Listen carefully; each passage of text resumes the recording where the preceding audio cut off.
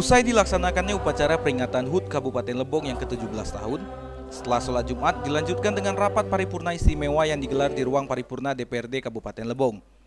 Kegiatan dilaksanakan dengan hikmat dan tetap mengacu pada protokol kesehatan yang dihadiri oleh Bupati Lebong, Kapolres, Dandim, Sekda Lebong, Ketua DPRD, seluruh anggota DPRD, dan seluruh jajaran Kepala Dinas Kabupaten Lebong.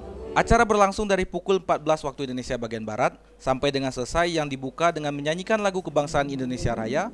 Terlihat para tamu undangan dengan mengenakan pakaian adat dan dilanjutkan dengan menyaksikan video singkat sejarah pemekaran Kabupaten Lebong yang diproduksi langsung oleh program Direktur Lebong TV yang saat itu masih tergabung di MNC Group.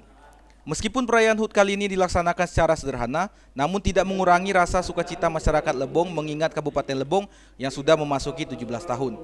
Dari Tubei, Dimas Kintan, Lebong TV melaporkan.